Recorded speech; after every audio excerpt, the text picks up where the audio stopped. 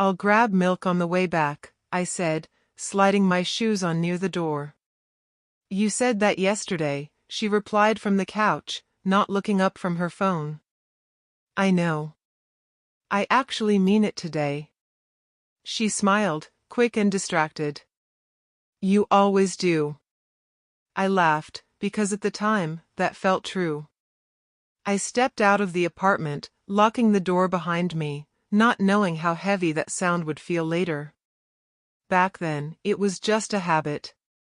Lock, walk, return. Home waited for me. When I came back, I placed the grocery bag on the counter. 2%. Your favorite. She glanced up. You remembered. I always remember, I said. She stood, kissed my cheek, and went back to scrolling. That was us. Small moments. Quiet routines. I thought those were proof of love. That apartment was my dream before it was ours. 2 bedrooms. Sunlight in the morning. A kitchen big enough for plans. I worked mornings at the warehouse and nights driving deliveries. When people asked how I managed, I'd say, it's temporary. I believed that. You don't have to kill yourself like this, Evan told me once, sitting at our tiny dining table. I shrugged. It's fine. Rent's paid. We're building something. He looked at her, then back at me. Just protect yourself, man. She laughed softly. You make me sound dangerous. I'm just saying, Evan replied, hands up. Love's great. Blind love isn't. I waved it off. You worry too much. Evan sighed. That's my job. Mr. Collins felt the same way about me, just in a different way. He was old school. Always wore pressed shirts. Always shook my hand. You're one of the good ones, he told me one afternoon after I dropped off rent early. I try, I said. You pay on time.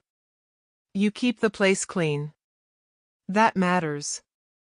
She stood beside me, smiling sweetly. We take good care of it. He nodded.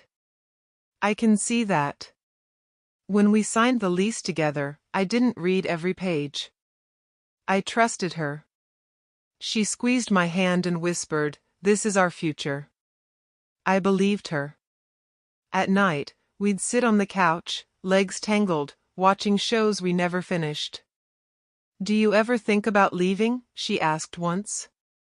I turned to her. Leaving where? Like, this city. I laughed. I just got settled. I'm tired. She nodded. Yeah. Me too. But her phone buzzed more often after that. She'd step into the bathroom to answer calls. Who was that? I asked once. Work, she said quickly. I didn't push. Love meant trust. That's what I told myself. One night, I came home late. My shoulders hurt. My hands smelled like oil and cardboard. You're late, she said. I picked up an extra shift. You didn't tell me. I didn't think I had to. She stared at me for a second, then smiled. I worry. I'm doing this for us, I said. She leaned in and kissed me. I know. But the kisses started to feel lighter. Shorter. Like habits instead of feelings. Evan noticed. She's pulling away. No, she's stressed, I said. About what? Life. He shook his head. Just, don't sign anything without reading it. I laughed. You sound paranoid. Promise me. I promise. I didn't keep that promise. Mr. Collins called one afternoon. Just checking in. Everything okay? I asked. Just routine, he said. You're still the primary on the lease, right? Yeah, I said, without hesitation. Good. You're responsible. I like that. I hung up and didn't tell her about the call. That night, she sat at the table with papers spread out. Can you sign this? She asked. What is it? Just something for work. Verification stuff. I glanced at the page. My name was already typed. You trust me, right? She said. I picked up the pen. Of course. She watched closely as I signed. Thank you, she said softly. I didn't notice how tight her smile was. Days passed. Weeks. I worked. She stayed home more. Her laughter faded. You're quiet lately, I said. I'm tired, she replied. From what? She hesitated. Everything. I nodded. We'll be okay. She looked at me then, really looked at me, like she was memorizing my face. Yeah, she said. We will. But she stopped saying we after that. Her phone buzzed again one night. She stepped onto the balcony. I followed quietly, stopping just short of the door. I can't talk now, she whispered. He's here. I stepped back before she saw me. When she came in, I pretended to sleep. Everything okay? I asked, eyes closed. Yeah, she said. Just work. I wanted to ask more. I didn't. That apartment still felt safe to me. Solid walls. Familiar smells. Our couch. Our bed. I believed in the life we were building inside those rooms. I believed love meant patience. I believed trust meant silence. I believed wrong. And I didn't know it yet, but that place I called ours was already slipping away from me. Why isn't the key turning? I muttered, twisting it again. Metal scraped. Nothing moved. I leaned closer to the door, tried slower this time. Come on. Still nothing. I stepped back and looked at the lock like it had betrayed me. Same door. Same number. Same hallway smell of old carpet and cleaning spray.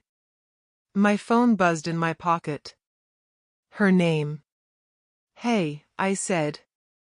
Did you change the lock? Silence on the other end stretched too long. Why would you ask that? She finally said. Because my key doesn't work. Another pause. Then, calm. Too calm. Oh. Yeah. I meant to tell you. My chest tightened. Tell me what? That I switched it. I laughed, sharp and confused. Why? You don't live here anymore. The hallway felt smaller. What are you talking about? I think it's better this way, she said. Clean break. I pressed my forehead against the door. Open it. I can't. Why? Because this isn't your place. I pulled the phone away, stared at it, then brought it back. I pay the rent. I pay it now. That's not how this works. It is now. A door across the hall opened. Someone glanced at me, then looked away. My voice dropped. We need to talk. We already did. No, we didn't. I planned this, she said. 4 months. The word hit harder than any insult. Planned what? Taking control. I laughed again, but nothing was funny. You stole my apartment. I secured my future. I knocked on the door. Let me in. I boxed your things. My stomach turned. My things? They're outside. By the stairs. I turned slowly. Trash bags. Black plastic. My shirts. My shoes. My life, piled like garbage. You can't do this, I said. I already did. Open the door. I'm serious, she replied. Leave. I lowered my voice. Please. She exhaled. Don't make this harder. The call ended. I stood there, phone in my hand, staring at the door like it might change its mind. It didn't. I dragged the bags toward the stairwell. The plastic ripped. A photo frame slid out and cracked. Our photo. I left it there. Evan answered on the second ring. What's up? She locked me out. What? I'm serious. Where are you? Outside. I'm coming.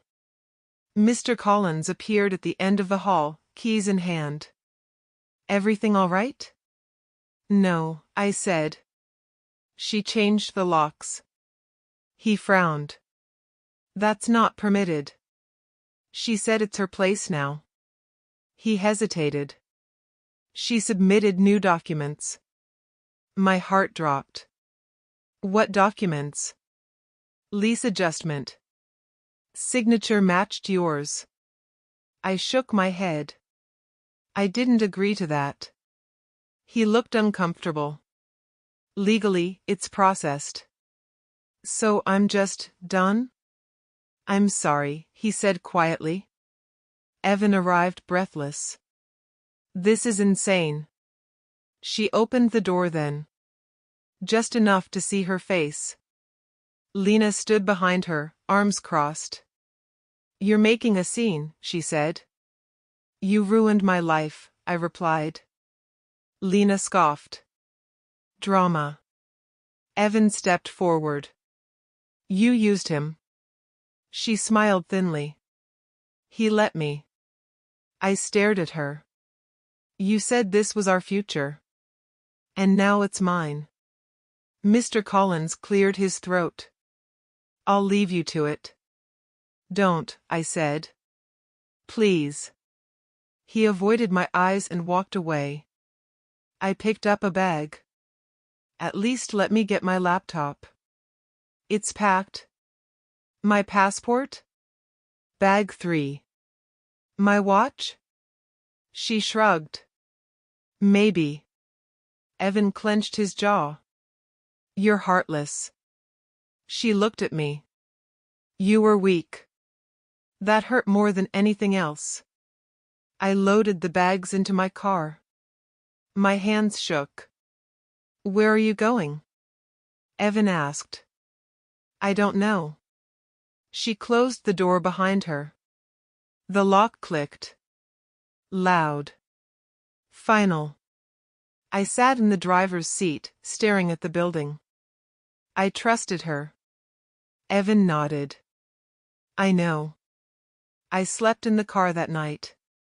Cold crept in through the windows. Every sound made me jump. My phone buzzed. A message from her.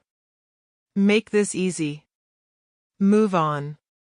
I typed back, then deleted it. I looked up at the apartment windows. Lights on.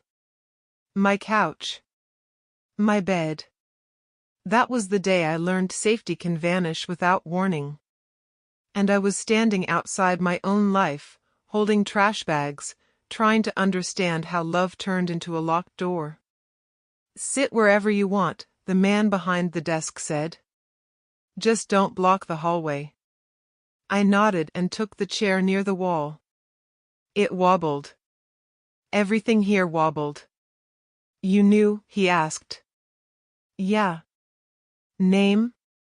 I hesitated. Does it matter? He looked at me for a second. Not really. I slept at the shelter that night.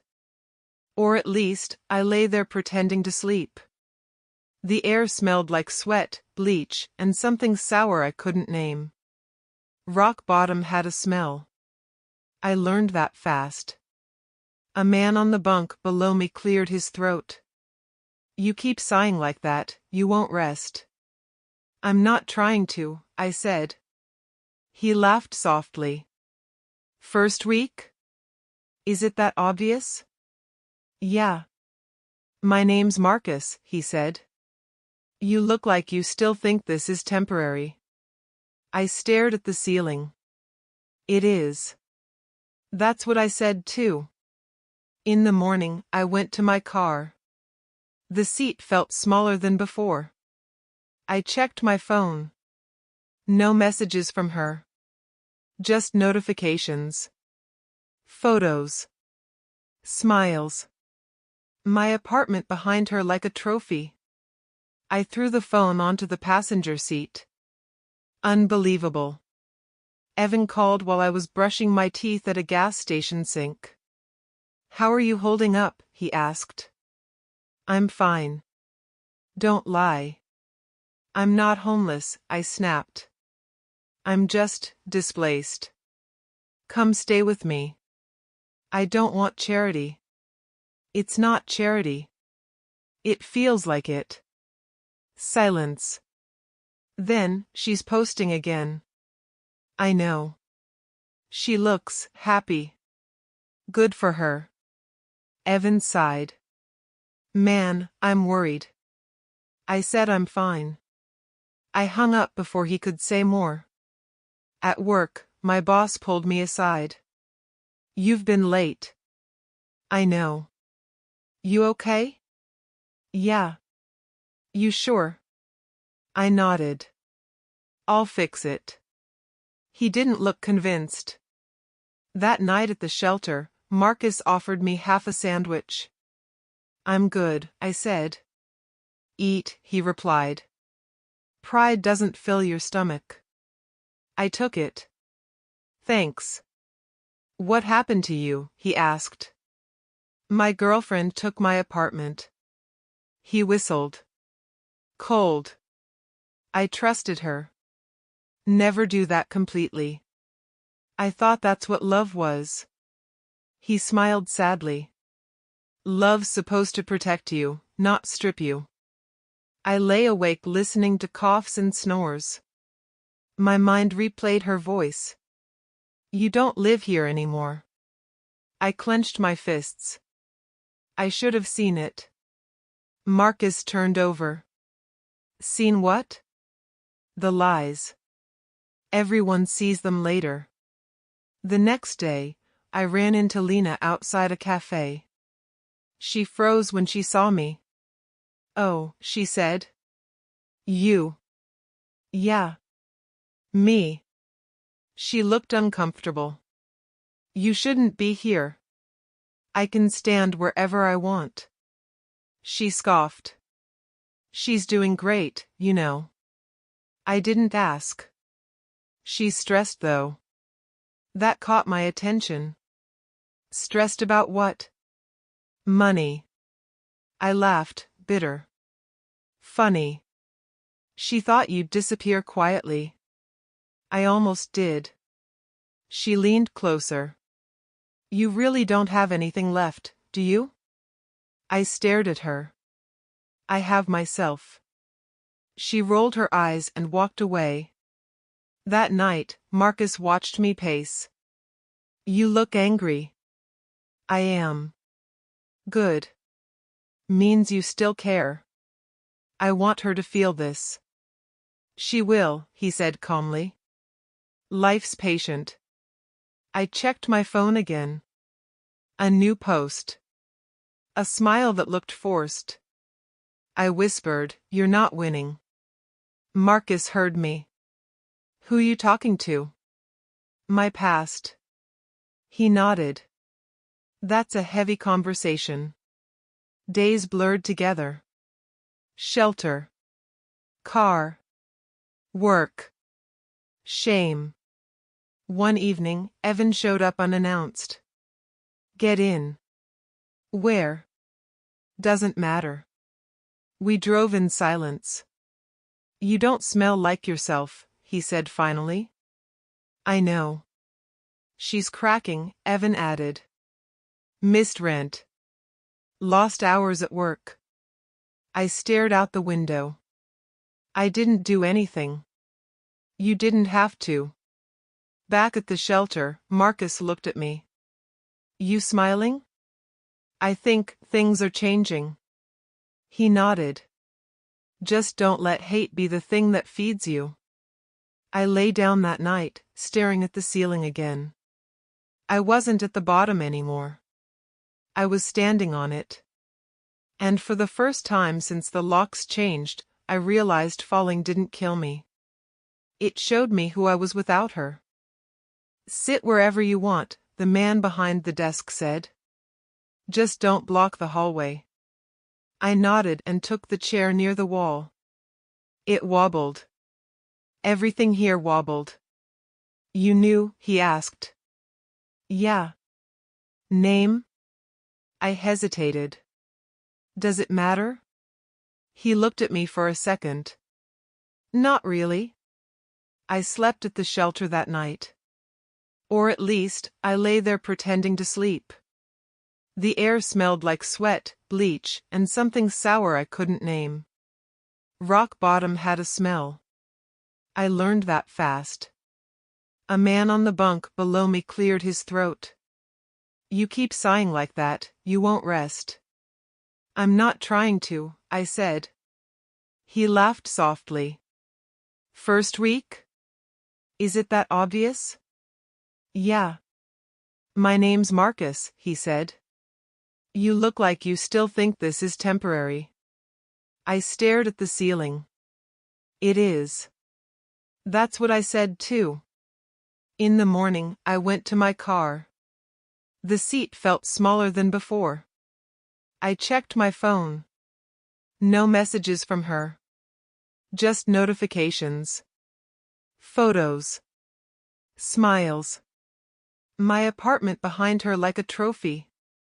I threw the phone onto the passenger seat. Unbelievable. Evan called while I was brushing my teeth at a gas station sink. How are you holding up? He asked. I'm fine. Don't lie. I'm not homeless, I snapped. I'm just displaced. Come stay with me. I don't want charity. It's not charity.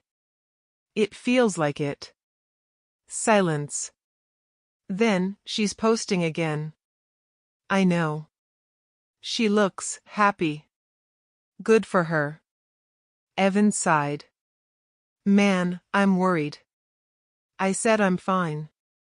I hung up before he could say more. At work, my boss pulled me aside. You've been late. I know. You okay?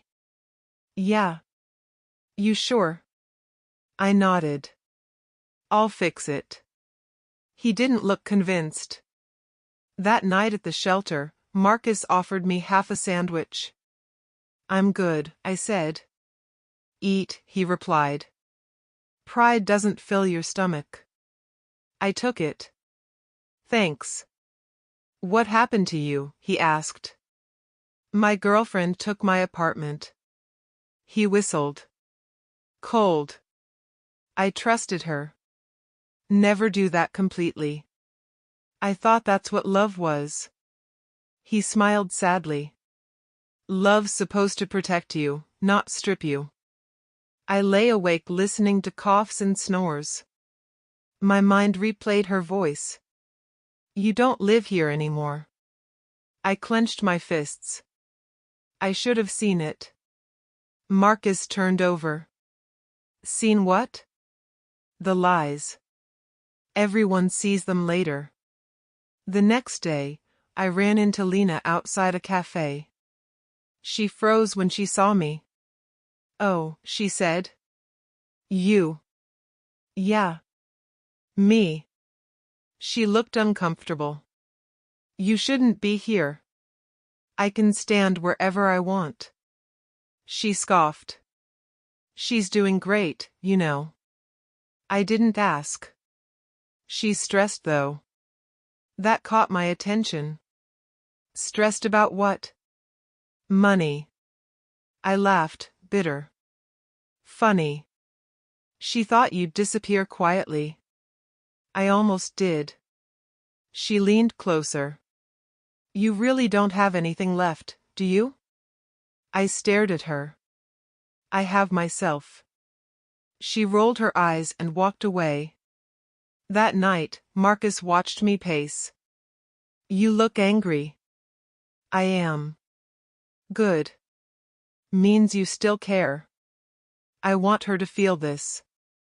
She will, he said calmly. Life's patient. I checked my phone again. A new post. A smile that looked forced. I whispered, "You're not winning." Marcus heard me. Who you talking to? My past.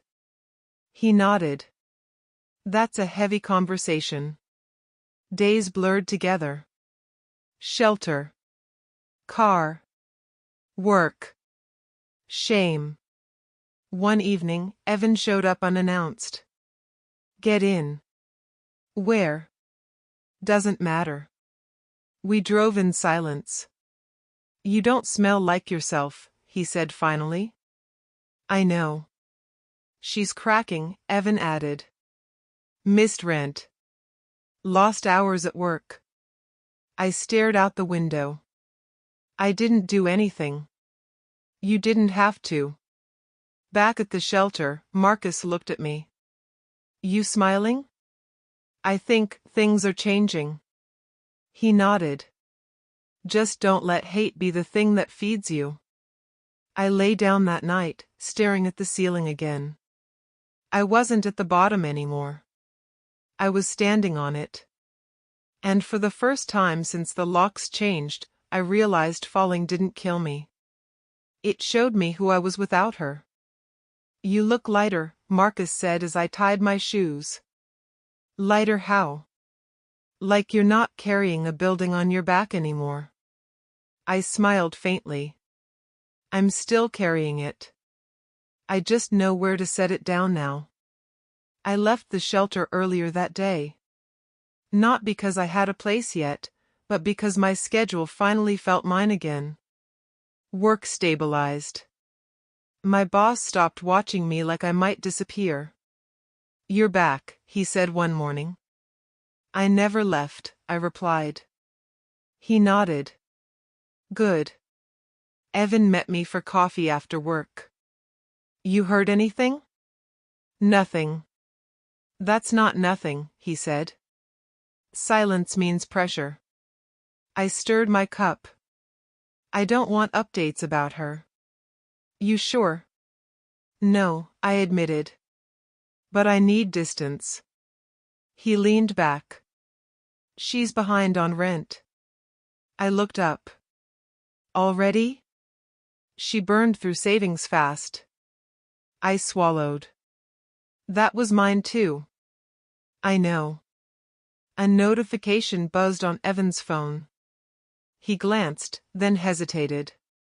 Her power got shut off. I exhaled slowly.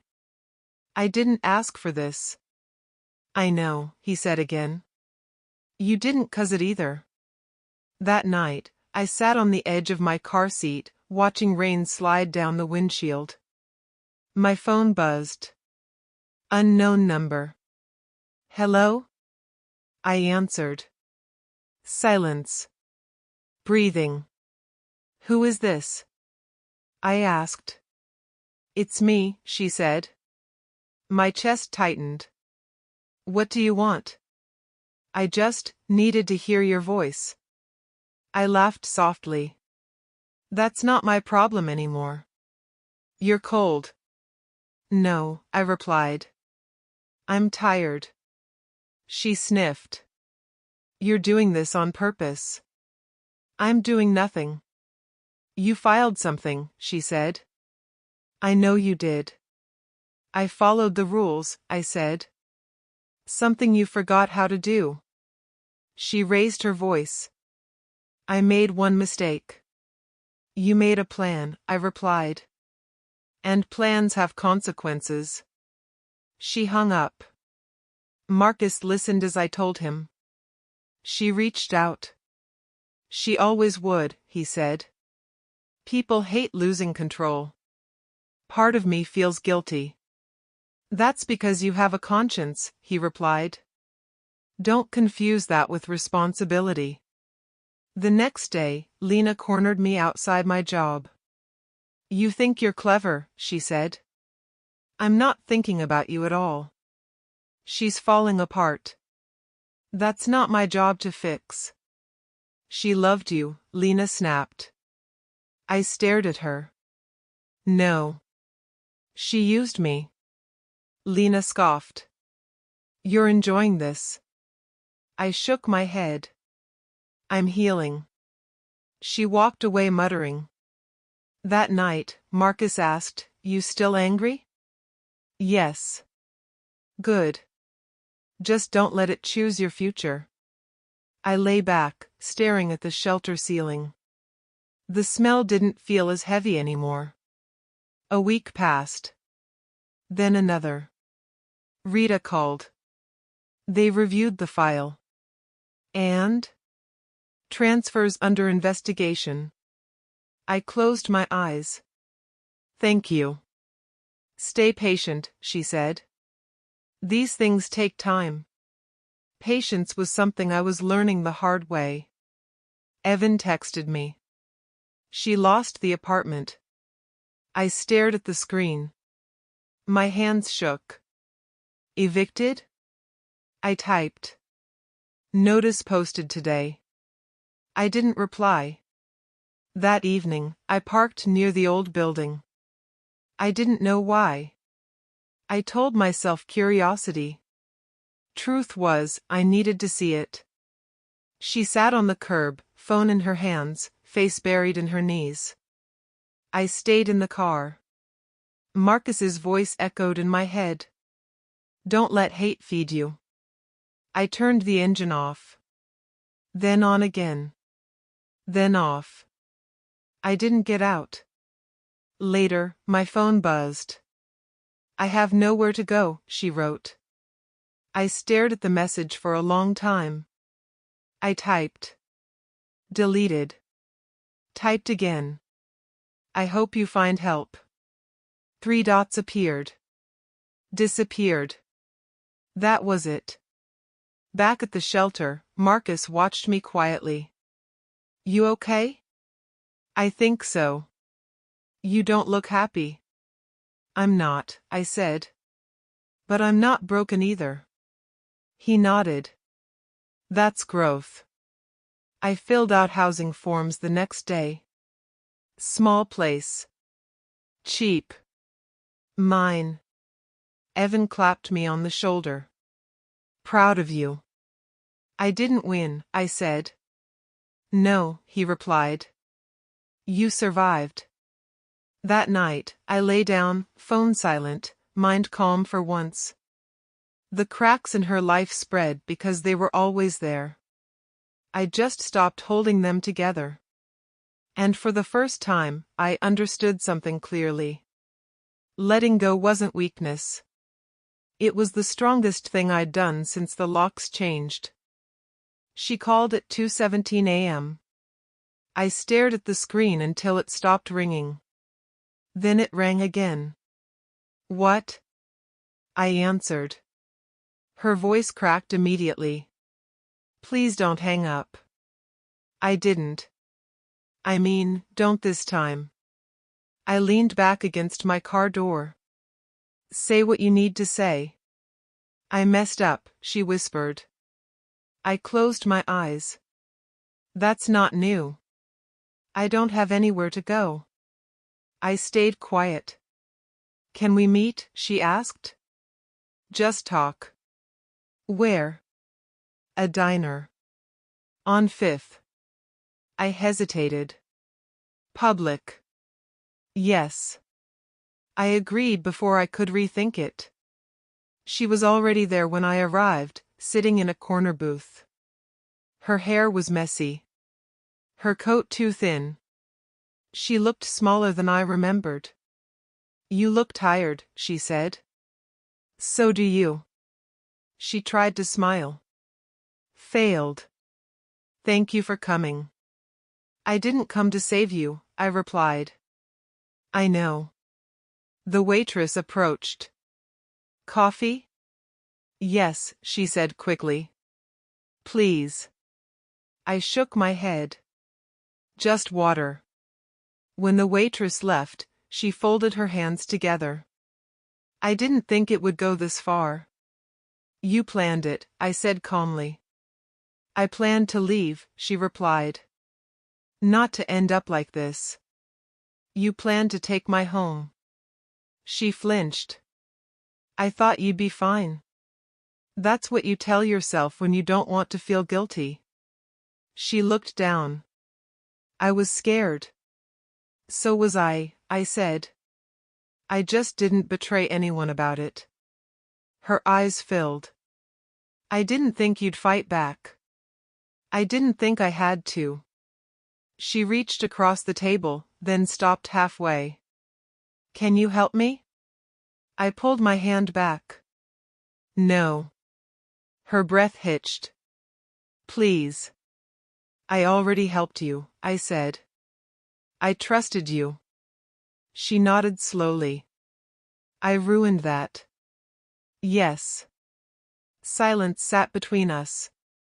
My boyfriend left, she said quietly. Caleb? I asked. She winced. You know?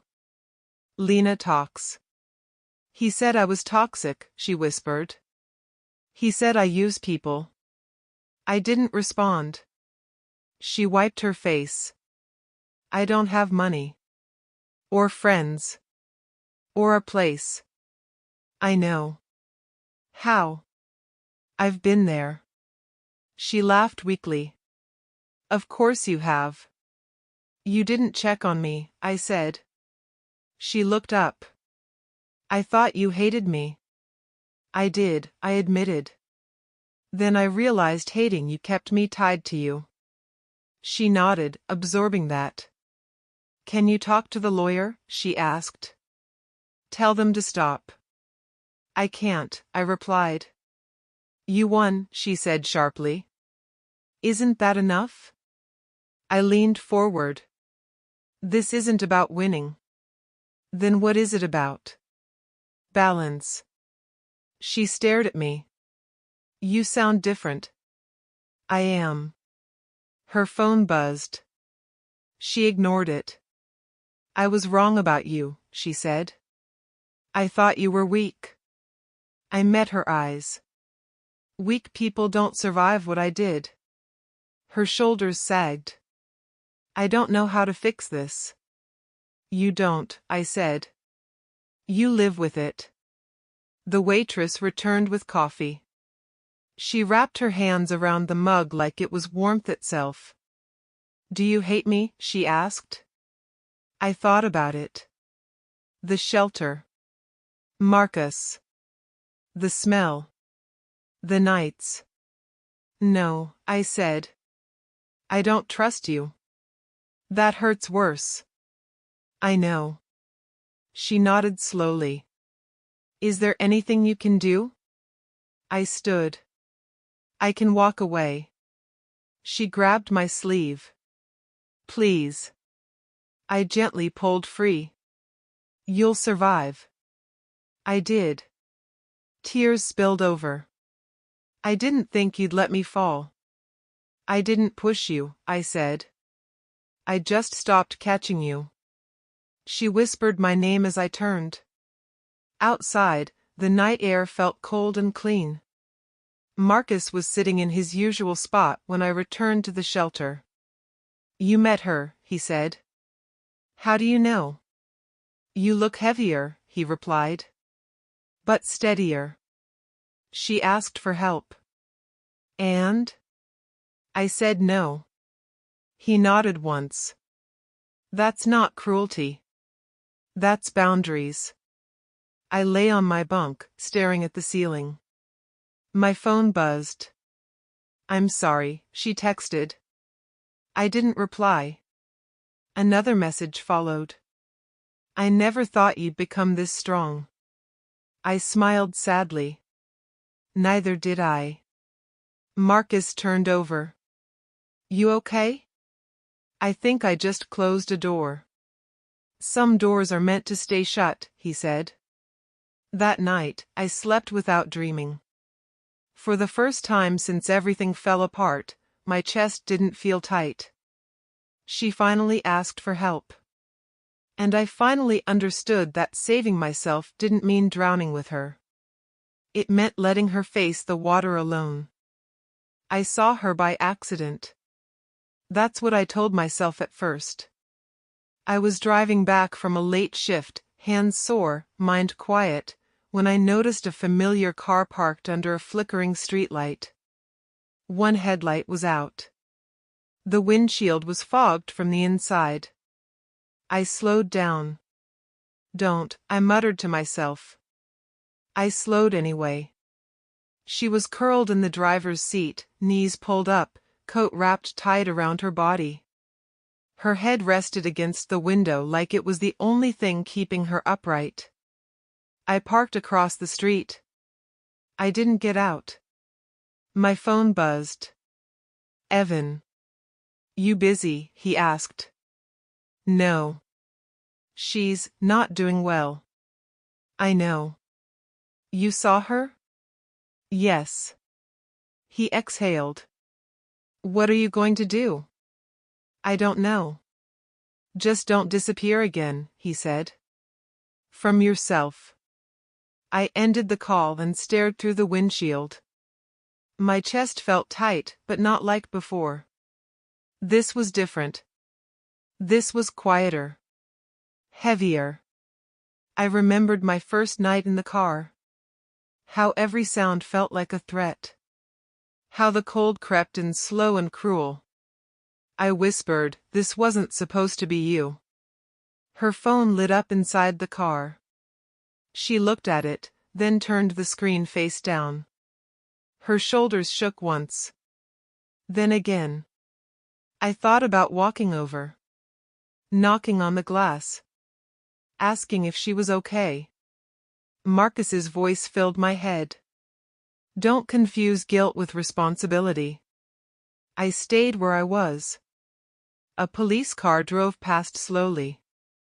I held my breath until it disappeared. Minutes passed. She leaned forward, resting her forehead on the steering wheel. I knew that posture. It was the same one I used when I didn't want anyone to see my face. Damn it, I whispered. I opened my door. Closed it again. I checked my phone. No messages. No excuses waiting for me. I stepped out of the car. The air was cold, sharp against my skin. Gravel crunched under my shoes as I crossed the street. I stopped 2 steps from her window. She didn't notice me at first. I tapped lightly. She jumped, eyes wide, panic flashing across her face until she saw me. Oh, she breathed. It's you. It's me, I said. She rolled the window down an inch. You shouldn't be here. You're sleeping in your car. She laughed weakly. Temporary. I didn't respond. She wiped her face with her sleeve. Did you come to gloat? No. Then what? I searched for an answer and didn't find one. I was passing by. She nodded slowly. Of course you were. Silence stretched between us. I didn't think it would be this cold, she said. I glanced at the thin blanket in her lap. It gets worse after midnight. She looked at me then, really looked. How do you know? I learned. Her mouth opened, then closed. I'm sorry. I believed her this time. That didn't change anything. You shouldn't be here, she repeated. I know. She swallowed. Are you going to help me? The question hung there, fragile and dangerous. I thought about the shelter. About Marcus giving me half his sandwich without asking for anything back. I thought about Evan's couch I refused because pride hurt less than dependence. I thought about her changing the locks. No, I said quietly. Her face fell, but she didn't argue. I figured. I'm not leaving you to die, I added. I'm leaving you to live. She nodded once. That sounds like something you practiced. I did. She stared at the steering wheel. I really thought you'd come back for me. I came back for myself. That seemed to land harder than anger ever did. Can I at least ask you something? She said. I waited. Do you still love me? The answer came without thinking. No. She closed her eyes. Okay. I stepped back. You should find a shelter. I tried, she said. They're full. So were they when I needed one? She flinched. You're not wrong. I nodded. Stay safe. She whispered my name as I turned away. I didn't stop. Back at the shelter, Marcus was sitting on the steps, smoking. You look like you saw a ghost, he said. I saw my past. He nodded slowly. Did you save it? No. Good. I frowned. How is that good? Because saving someone who's drowning by letting them climb on you just pulls you under, he replied. I sat beside him. It didn't feel good. It wasn't supposed to. I stared at the ground. She looked so small. So did you, he said gently. And you made it. I lay on my bunk that night, staring at the ceiling, listening to the familiar sounds of the shelter. My phone buzzed once. I understand now, her message read. I didn't reply. I turned the phone face down and closed my eyes. That night, guilt tried to crawl back into my chest. I didn't let it stay. I reminded myself of the truth I'd earned the hard way. I didn't create her fall. I just stopped standing underneath it. And sometimes, the hardest kind of justice is walking away while someone learns how to stand on their own. The key was warm in my hand. I stood outside the door longer than I needed to, staring at the chipped paint, listening to footsteps echo down the hallway. This place wasn't much. One room. Thin walls. A window that looked out at a brick wall instead of the city. But it was mine. You gonna open it or frame it? Evan asked. I laughed softly. Just making sure it's real. He stepped back. Go on. The lock turned easily. That sound felt different this time. No fear. No doubt. I stepped inside and breathed out. Yeah. This works. Evan walked in behind me. I told you. Small doesn't mean nothing. I know, I said. It means manageable. We stood there in silence. You okay? He asked. I think I am. He nodded. That's new. I set my bag down on the floor. No couch. No table. Just space. I'll let you settle, Evan said. Call if you need anything.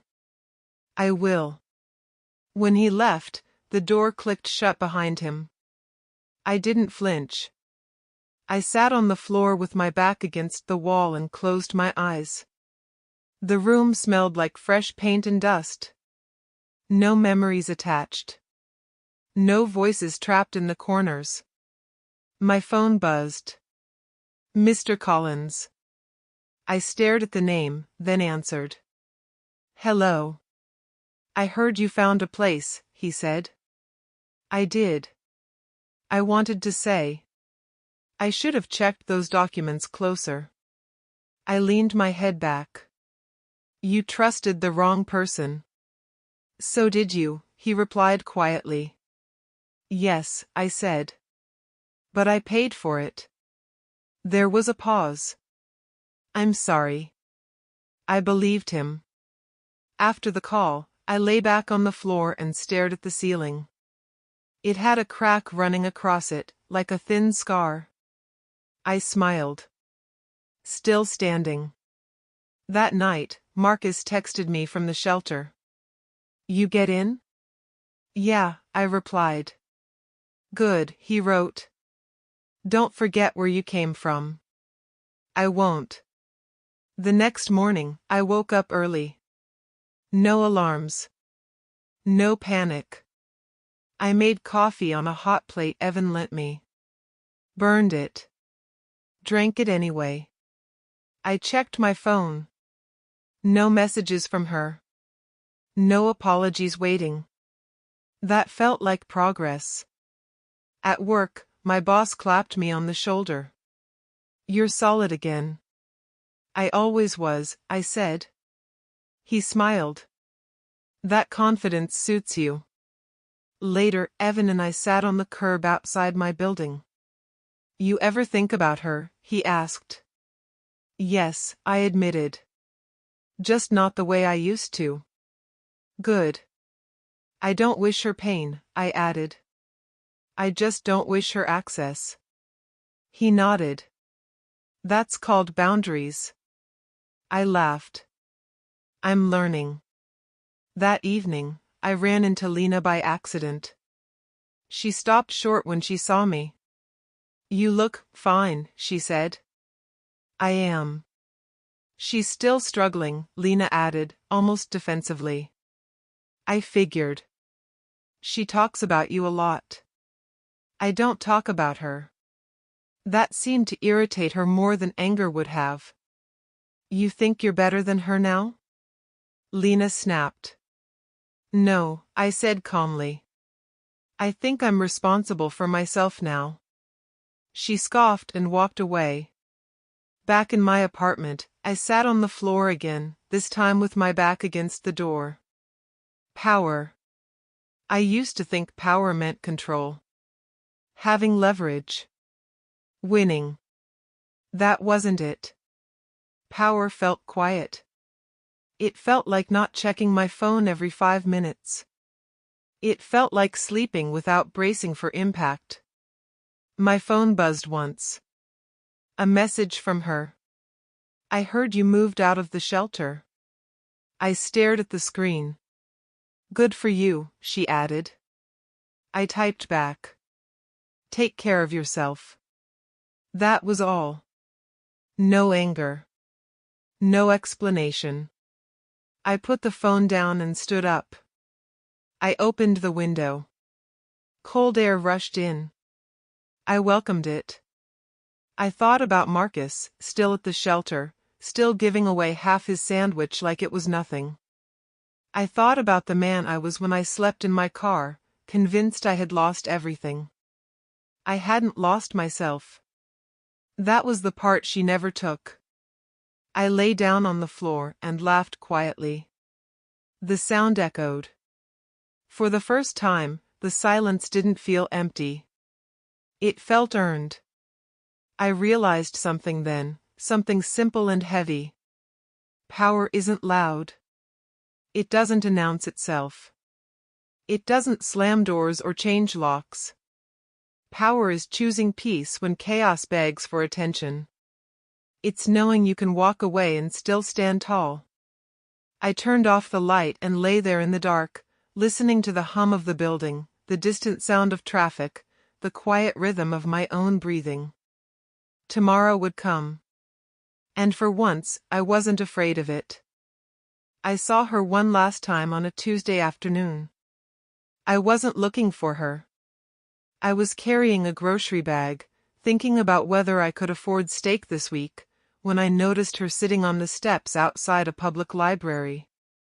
Her hair was pulled back badly. Her jacket was worn thin at the elbows. She looked up. Our eyes met. For a second, neither of us moved. "You look different," she said. "So do you." She stood slowly, like her body didn't trust the ground anymore. "I heard you're doing okay." "I am." She nodded. "That's good." We stood there in silence, the kind that used to make me nervous. It didn't anymore. "I'm staying at a shelter now," she said. "On the other side of town." I didn't react. "I know." "You know?" "Marcus mentioned it." She tilted her head. "You still talk to him?" "Yes." She smiled faintly. "You always made friends with everyone." "I didn't," I replied. "I just listened." She looked down at her hands. "I didn't listen to you." "No," I said. "You didn't." Her shoulders sagged. "I replay it a lot. That day. The locks." I felt the memory rise, sharp and clear. I let it pass. "That was a choice," I said. "Not a mistake." She swallowed. "I know." "I used to imagine this moment," I admitted. "I thought I'd feel satisfied." "And," she asked. "I just feel finished." That seemed to confuse her more than anger would have. "I wish I could fix it," she said. "You can't," I replied. "But you can learn from it." She nodded slowly. "I'm trying." I believed her. That didn't mean anything changed. "Do you ever think about what we were?" she asked. "Yes," I said honestly. "But I don't miss it." Her eyes filled, but she didn't cry. "I lost everything." "No," I said gently. "You lost control." She let out a shaky breath. "That feels like everything when you're used to having it." I picked up my grocery bag again. "I should go." "Of course," she said quickly. Then hesitated. "Can I ask you one last thing?" I waited. "Do you forgive me?" I thought about the nights in my car. The shelter smell. The way my hands shook signing forms that saved me. "Yes," I said. "But forgiveness isn't access." She closed her eyes. "That's fair." I stepped back. "Take care of yourself." She nodded. "You too." I walked away without looking back. My phone buzzed as I crossed the street. "Evan." "You sound lighter," he said when I answered. "I am." "Run into her?" "Yes." "And?" I didn't feel pulled. He laughed softly. "That's growth." Later that evening, I sat on the floor of my apartment, eating cheap takeout, legs crossed, back against the wall. The room felt warm. Lived in. Marcus called. "You still breathing over there?" he asked. "I am," I said. "And I'm standing." That's all any of us are trying to do. I smiled. "You taught me a lot." "No," he replied. "You learned because you wanted to." After the call, I cleaned up slowly. No rush. No noise. I stood by the window and looked out at the street below. People passed by, carrying their own stories, their own quiet battles. I used to think my story ended the day she changed the locks. I was wrong. That was the beginning. I thought about who I was before her. Before the apartment. Before the belief that love meant giving up pieces of myself. I didn't hate that version of me anymore. He was loyal. He was hopeful. He just trusted the wrong person. I turned off the light and lay down on the floor, hands folded on my chest, staring into the dark. I felt calm. Not happy in a loud way. Not proud in a dramatic way. Just steady. That was enough. My phone buzzed once more. A message from her. Thank you for not destroying me. I typed back. You'll be okay if you keep choosing better. I set the phone down and didn't check it again. I closed my eyes and breathed in, slow and deep. I didn't take her home. I didn't take revenge. I took my life back. And that was the kind of ending no one could lock me out of.